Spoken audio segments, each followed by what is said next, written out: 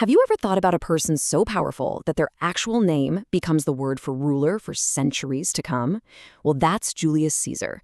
We're not just talking about a general or a politician here. He was the architect of an empire, a man whose ambition literally redrew the map of the world and kicked off a legacy that would last 1,000 years. I mean, just let that sink in for a second. From his family name, Caesar, you get the German Kaiser and the Russian Tsar. The sheer scale of that influence is just staggering. He wasn't just a man, he became a symbol of absolute authority, the blueprint for the ultimate ruler. So that's the big question we're tackling today. How does one guy's ambition completely reshape an entire civilization? To get to the bottom of it, we have to go back to where it all started for him, the battlefield.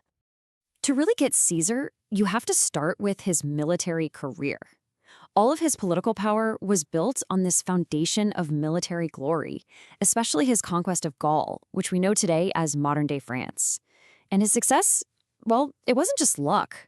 It really came down to a few key traits that consistently left his enemies completely stunned. So this really breaks down his genius on the battlefield into three parts. First up, celerity, or to put it simply, speed. He moved his army at a pace that just shattered the norms of ancient warfare, constantly catching his enemies off guard. Second, audacity. The guy would make these bold, totally unexpected moves that left his opponents just scrambling to react. And finally, adaptability. He was a master of any terrain, any situation, a trait that made him seem almost unbeatable.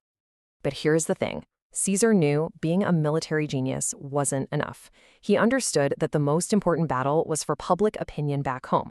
So while he was out there fighting in Gaul, he wrote and published his commentaries on the Gallic War. And let me tell you, it was an absolute sensation in Rome.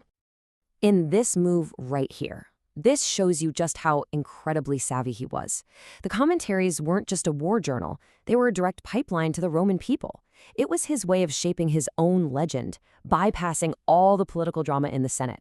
He was painting himself as this heroic defender of Rome, and it was a story his rivals had absolutely no control over. As the historian David Henage so perfectly puts it, Caesar was one of history's first and most successful spin doctors. He wasn't just conquering Gaul, he was conquering the hearts and minds of Rome, and all of that growing power was, well, inevitably going to put him on a collision course with the Republic itself. So, after years of incredible victories, Caesar is more powerful and more popular than ever. And his rivals back in the Senate, they are absolutely terrified. They see his ambition, his fiercely loyal army, and his rock-star-level popularity as a direct threat to the Roman Republic. The stage was set for a showdown that would change Rome forever.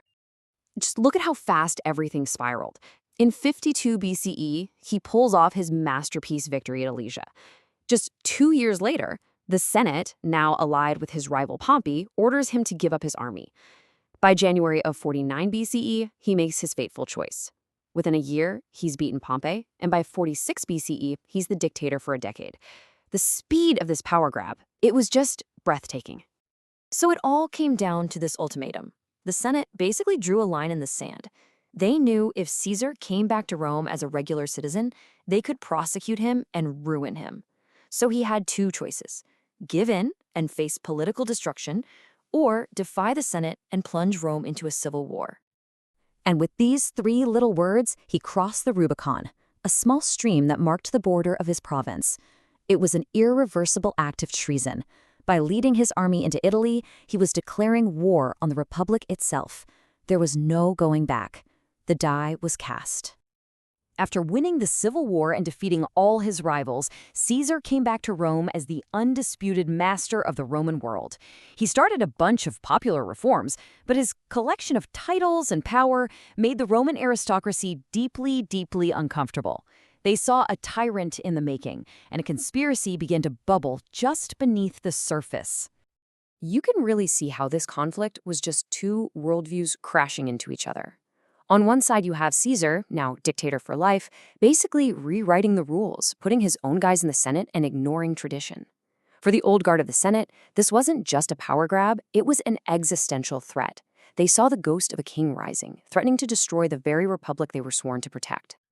So the conspirators knew Caesar was about to leave on another long military campaign, and they realized it was now or never.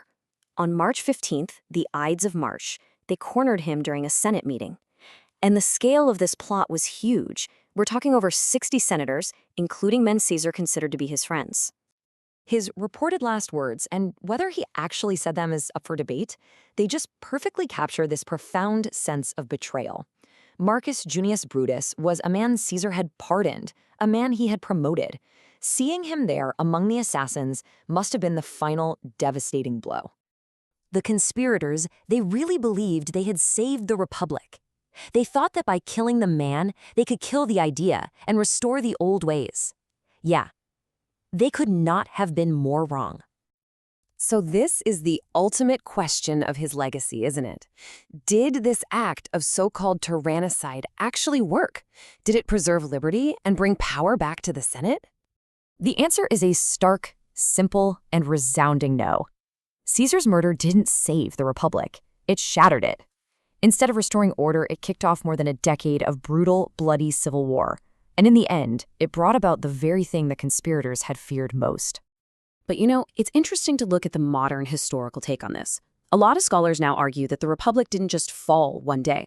It was already suffering from these deep systemic problems. In a way, Caesar wasn't the disease. He was a symptom of a system that was already breaking down. And here is the ultimate, bitter irony of the whole assassination plot. The power vacuum left by Caesar's death, it wasn't filled by the old Republic.